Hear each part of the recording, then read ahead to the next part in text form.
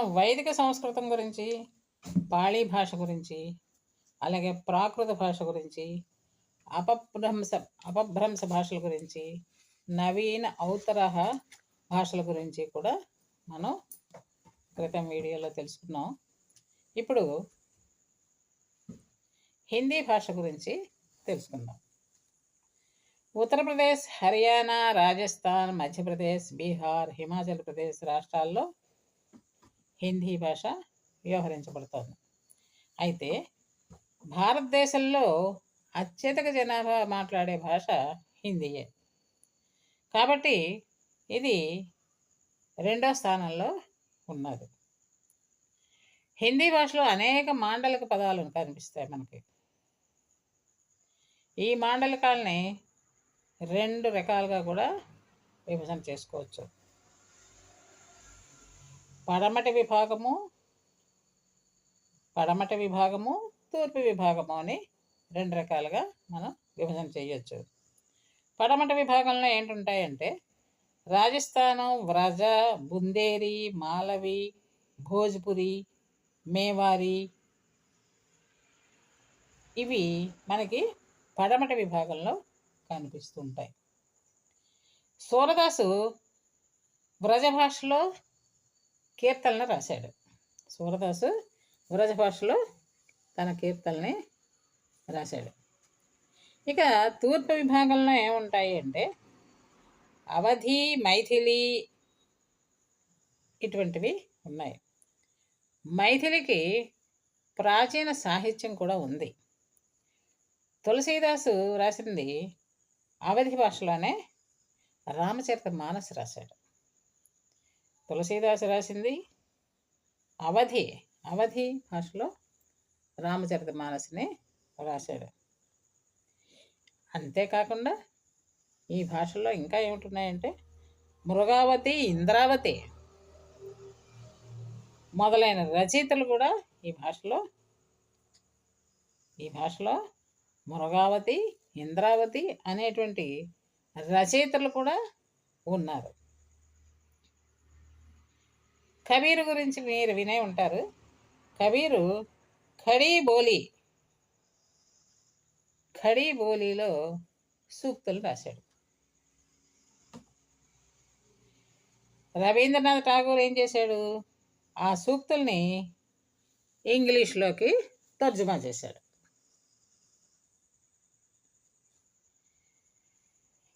హిందీ సాహిత్యాన్ని ఏం చేశారు? 4 యుగములుగా విభజన చేశారు. ఎవరు? భాషా శాస్త్రవేత్తలు.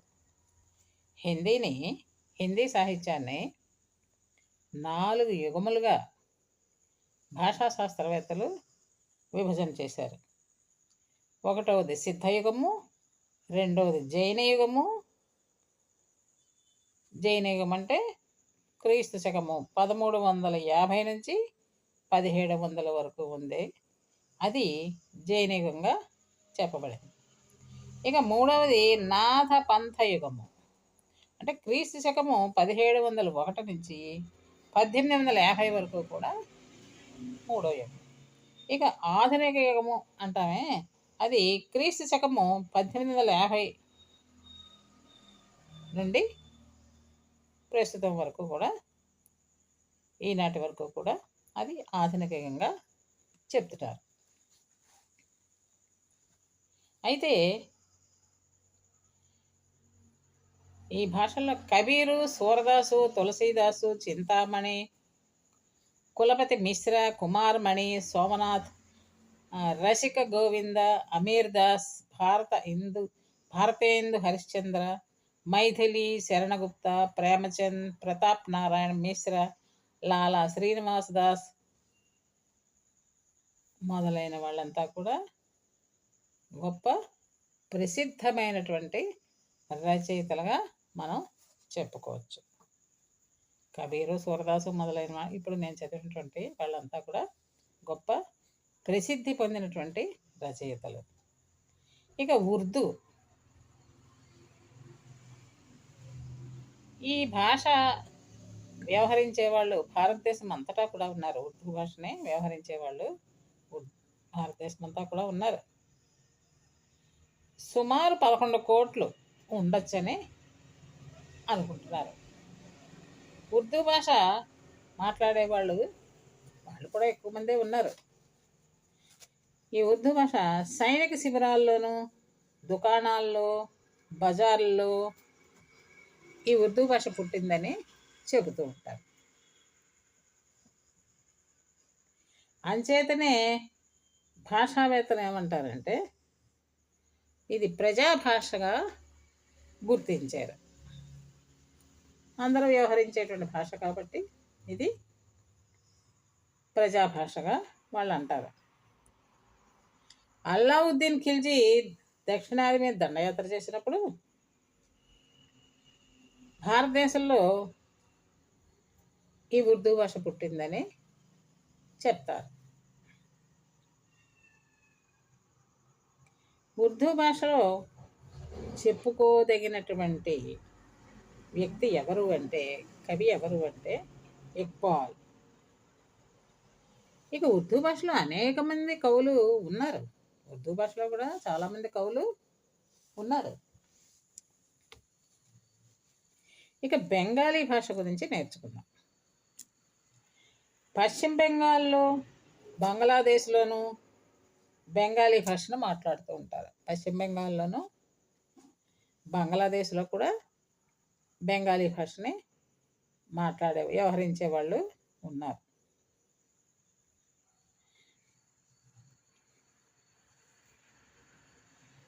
ఈ బెంగాలీ భాష ప్రత్యేక భాషగా పుట్టిందని శాస్త్రవేత్తలు చెబుతూ ఉంటారు. శ్రీ చైతన్యులు, బకిం చంద్ర చటర్జీ, రవీంద్రనాథ్ ఠాగూరు, శరత్ మొదలైన వాళ్ళంతా కూడా రచయితలు.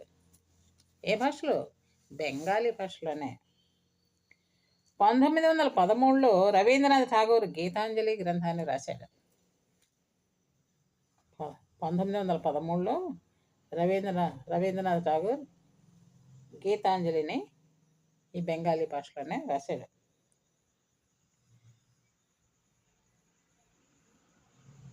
బెంగాలీ భాషలో అనువాదం చేశాడు. గ్రంథానికి ఈ గీతాంజలికి నోబెల్ ప్రైజ్ కూడా వచ్చింది. ఇక పంజాబీ.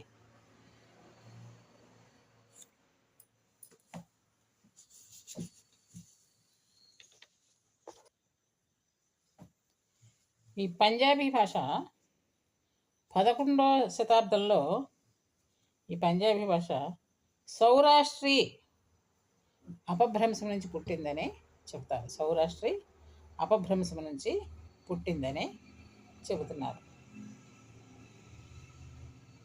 13వ శతాబ్దంలో కూడా ఫరీద్ శ్లోకాలు, గేయాలు ఈ భాషలో, పంజాబీ భాషలో ఉన్నాయి.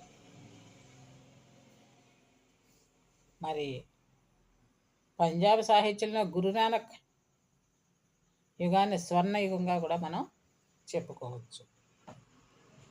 సూఫీ సాంప్రదాయము పంజాబ్ కవిత్వాన్ని ప్రభావితం చేసింది కదా.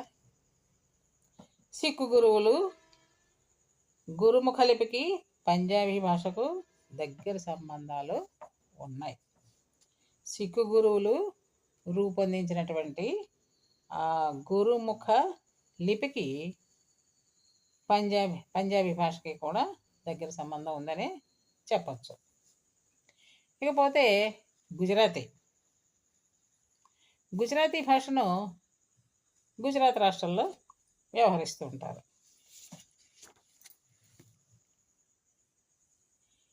ఈ గుజరాతీ భాష ఘోర్జరా అనేటువంటి అపభ్రంశము నుంచి ఇది జన్మించింది. గుజరాతీ భాష 12వ శతాబ్దం నుంచి సాహిత్య భాషగానే ఉంది. 12వ శతాబ్దం నుంచి కూడా గుజరాతీ భాష సాహిత్య భాషగా వ్యవహరింపబడుతుంది. జైన సాహిత్యం ప్రారంభంలో గుజరాతీ భాషలో ప్రారంభమయ్యాయి. అయితే ఈ గుజరాతీ భాషలో మాణిక్య సుందర సూరి, నరసింహ మెహతా, మీరాభాయ్, మొదలైన వారు ప్రముఖ రచయితలు ఉన్నారు గుజరాతీ భాషలో. ఇక అస్సామీ అస్సామీ గురించి తెలుసుకుందాం. అస్సాం రాష్ట్రంలో ఈ భాష మాట్లాడతారు, అస్సామీ. 13వ శతాబ్దం నుంచి కూడా ఈ అస్సామీ సాహిత్యం వాడుకలో ఉంది. అస్సామీ భాషలో రామాయణం ఉంది, భారతం, ఇవి కూడా అనువదించబడ్డాయి. అంటే అస్సామీ భాషలోకి సంస్కృతంలో ఉండేటువంటి రామాయణం, భారతం అస్సామీ భాషలోకి అనువాదం చేయబడ్డాయి. ఇక ఒరియా. ఈ ఒరియా భాషను ఒరిస్సా రాష్ట్రంలో వ్యవహరిస్తూ ఉంటారు.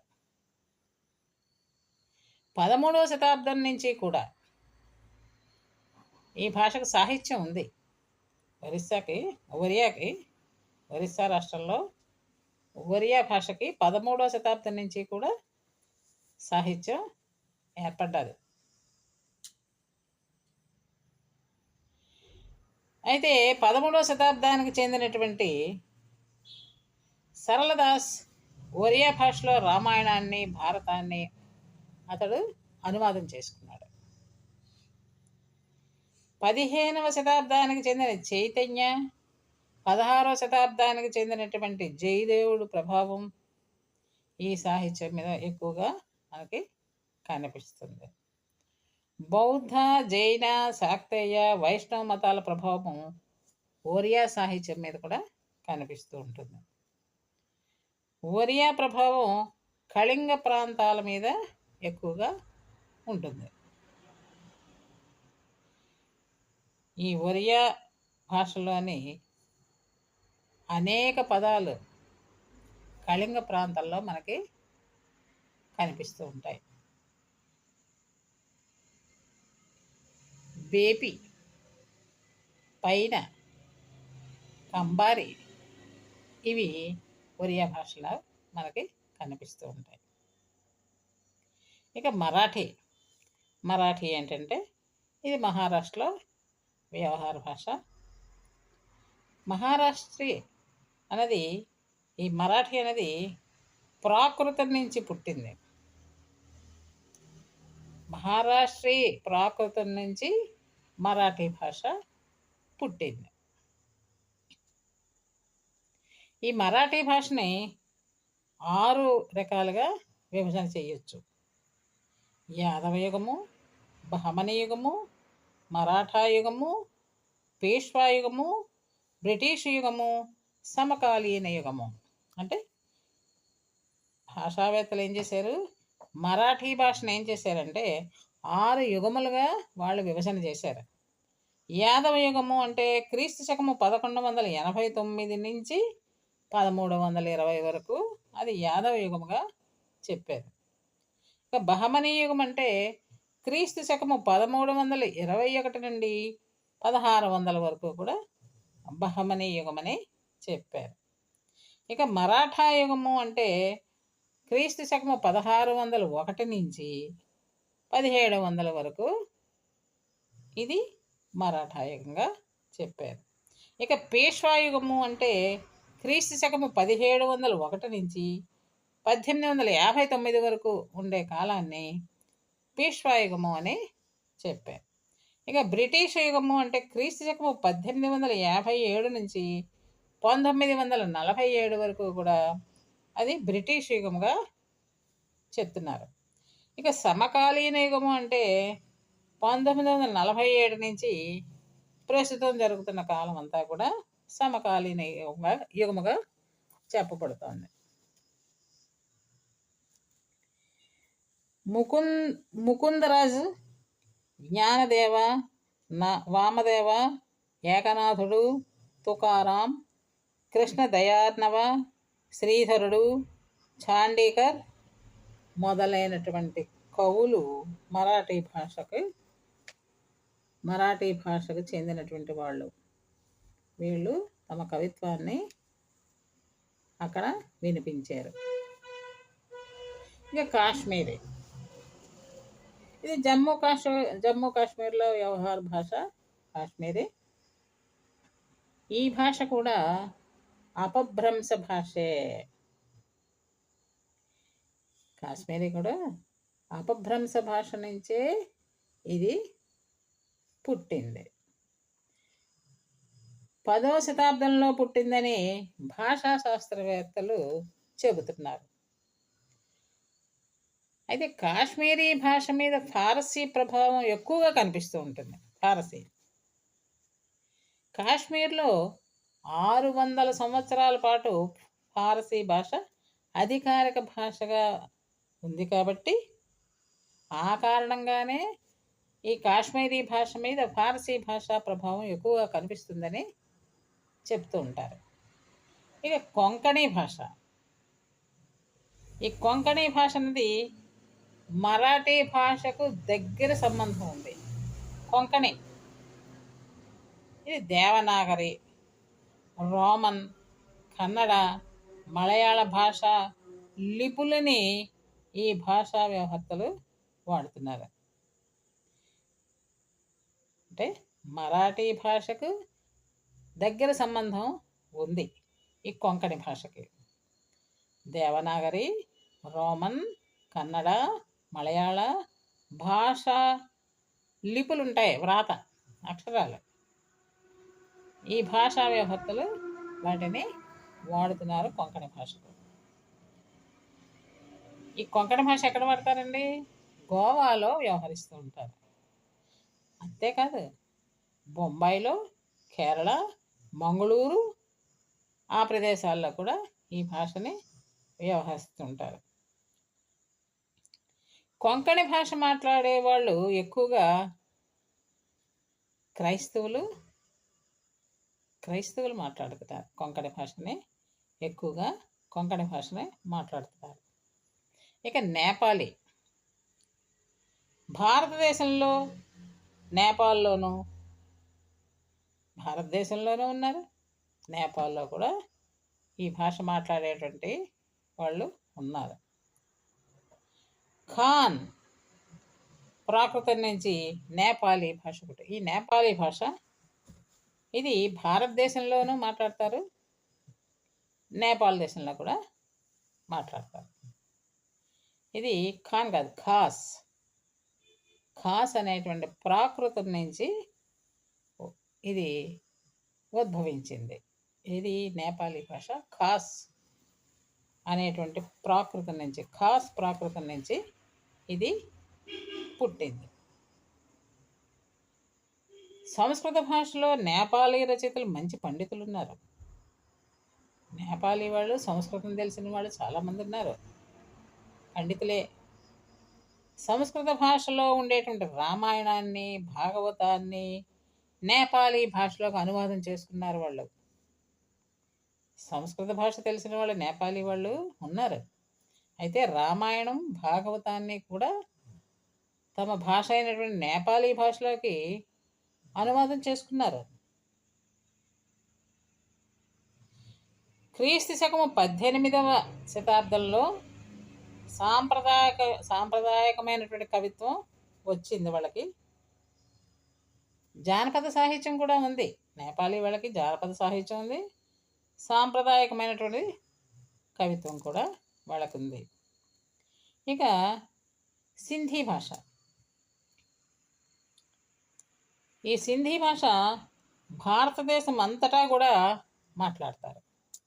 సింధీ భాష భారతదేశం అంతటా కూడా ఉంది. అంటే ఒకే ప్రాంతానికి చెందినటువంటి భాష కాదు ఇది. సింధీ అన్నది ఒకే ప్రాంతానికి పరిమితమై లేదు. కొంతమంది దీంట్లో దేవనాగరి లిపిని ఉపయోగిస్తూ ఉంటారు. కొంతమంది హెర్నో అరబిక్ లిపిని వాడతారు సింధీ భాషకి.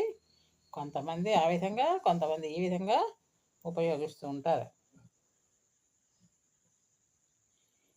ఈ విధంగా ఇప్పుడు మనం ఈ భాషా కుటుంబాల గురించి చెప్పుకున్నాం.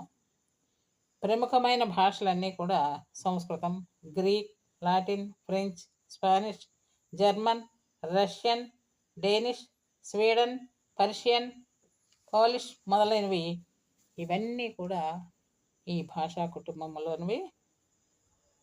ఇవన్నీ కలిపితే చాలా పెద్ద భాషా కుటుంబం అని మనం చెప్పుకోవచ్చు.